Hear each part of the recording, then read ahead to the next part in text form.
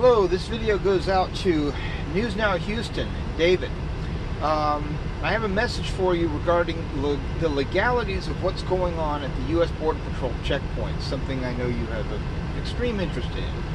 Now, mad props to everything you do, man. This is not a slam on you. It's not certainly not intended to be, shouldn't take it to be. But I have a big suggestion for you. And it also may relate to any lawsuits you file over your existing mistreatment. And it goes like this. The next time you go through that Border Patrol checkpoint and they ask you, U.S. citizen or not, the words out of your mouth, the next words out of your mouth should be along the lines of, I refuse to help you conceal your civil rights violations. And then stop. What's that about? Well, it's like this. In 1976, the U.S. Supreme Court wrote up something called the United States versus Martinez-Fuertez. That's the lawsuit and the U.S. Supreme Court case that caused these Border Patrol checkpoints to become as institutionalized as they are. Okay? It was actually three different cases merged together into one. So you have three different fact patterns going on. I strongly recommend you read this case. I'm going to link to it in the notes in the video below. But here's what matters. First thing you need to know is that, there we go, that's where I want to be. Okay, back then they were not asking, are you a U.S. citizen or not? Okay? They were instead doing visual analysis of cars going by. One of the examples they give, one car goes through the Border Patrol checkpoint with the driver sitting bolt upright in the seat, his passenger and two people in the back seat are slumped way down to make it look like they're not in the car. So this one Border Patrol officer visually sees that and says, I pull it over there, let's check this out in more detail. Yeah, sure enough. Okay, so all through this case, there are concerns raised about whether or not these Border Patrol checkpoints are going to turn into let's find Mexicans, or let's find people of Mexican nationality, which even back then, something like 18% of the population of Southern California was Latino, and of course it's higher now. Two pieces of this I want to read to you specifically. The very last sentence in the very last portion of the main ruling before you get to the dissent. Moreover, upon a proper showing, courts would not be powerless to prevent the misuse of checkpoints to harass those of Mexican ancestry.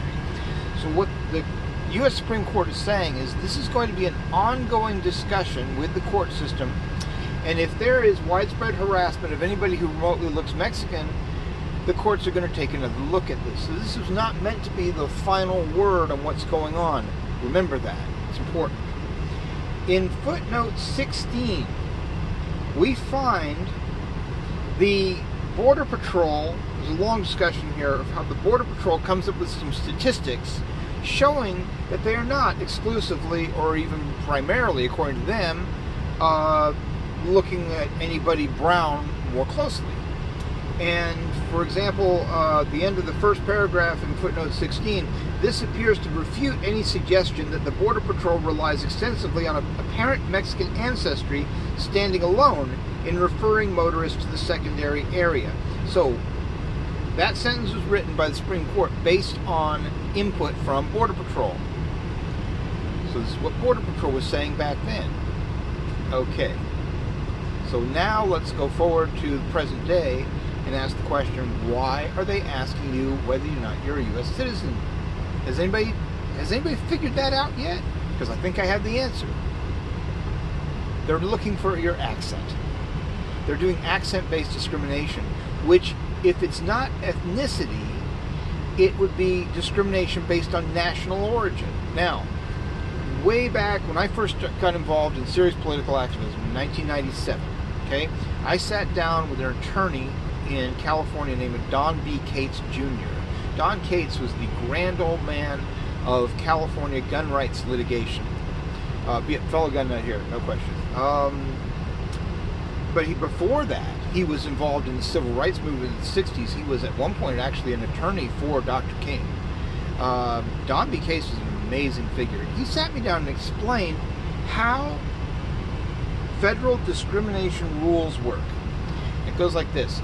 If the government is discriminating, then they have to come up with a good reason for why they're discriminating.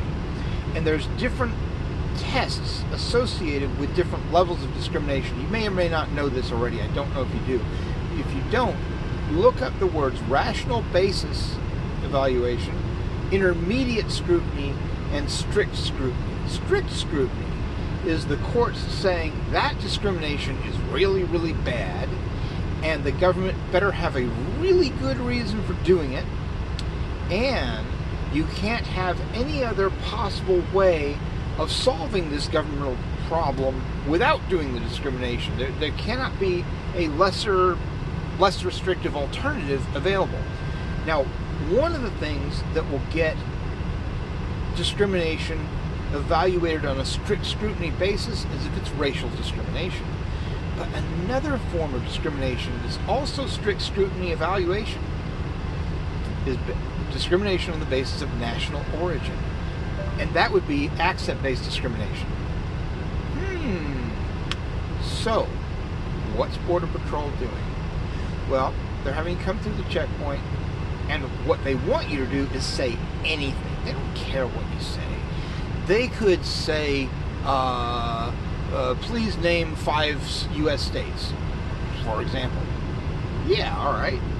And if you say California, for example, you get sent off down the road. And if you say California, then you get sent over there for more evaluation. They could do that. But if they did, the fact that they're doing accent-based discrimination would be clear. And as you can see, the courts are supposed to continue looking at this situation for discrimination, and they might either put a kibosh on the whole mess, or, I would say probably more likely, at least lay out much more strict guidelines about what Border Patrol is supposed to be doing. But they don't want that. So what they want is for you to say, yes, I'm a U.S. citizen, or something like that, in your clear Midwestern accent, or whatever, New York accent, whatever you got, you know, redneck Southern accent, whatever, as opposed to a Latino accent. That's what they're actually doing. But they can't admit that. So they want to get you to say U.S. citizen, or engage with them in some fashion related to citizenship, so that they have an excuse to check your accent, without admitting that checking your accent is what's actually going on. So David, when you went through the Border Patrol checkpoint, and you said in your clear Midwestern accent with a slight Southern twinge, I think, I'm not sure, but you said, where's the effect like, I do not wish to answer questions. I believe that's very close to what you said on some occasions. At that point, the investigation was over, okay? They knew from how you spoke and the color of your skin combined, yeah, you might as well suck down an apple pie while waving the flag. You're American. Come on. They knew that. But they couldn't admit they knew that. Because if they did, courts might take a dim view of accent-based discrimination. So when they ask you, they demand that you say, I am a U.S. citizen, all they're doing is showing some investigatory purpose other than checking your accent, because they don't want to admit they're checking accents. That's the game, that's the scam they're doing. So if you walk through and you say, hey, I refuse to assist you in this scam, what you're doing is you're doing accent-based discrimination. You already know, I'm American, you've heard how I speak, my normal speaking voice. You see the color of my skin, you know I'm not an illegal alien, or undocumented, whatever you want to call it. You know that, okay? But you can't admit you know that, because you want to continue to do accent-based discrimination without the courts taking a dim view, or at least a second look, and putting some guidelines down the center. That's what you are doing, Mr. Border Patrol Officer in green, and I will not assist you in doing it. You cannot make me assist you commit a crime or commit a civil rights violation. It's one of the two. I won't help. You can also raise this same argument in civil litigation against them for the horse crap they've already done.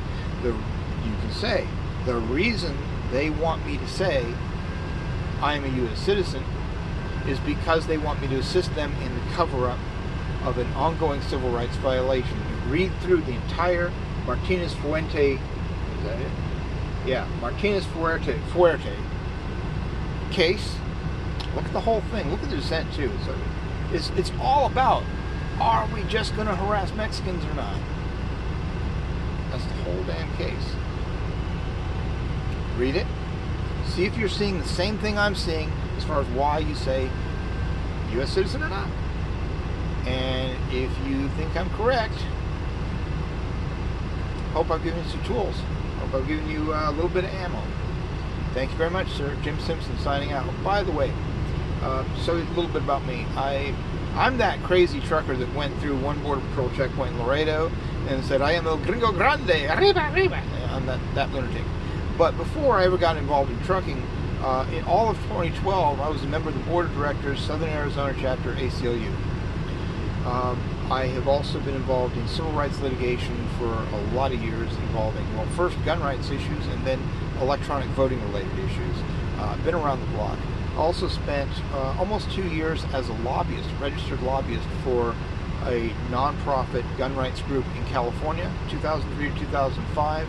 I was the California field rep and lobbyist for CCRKBA, which is the lobbying wing of the Second Amendment Foundation, SAF, Alan Gottlieb and Company. I know all those guys up there. Good people, by the way. So when I say these things, I'm not a lawyer, but I've been around the block a bit. Hope this helps, sir. Thank you very much for listening.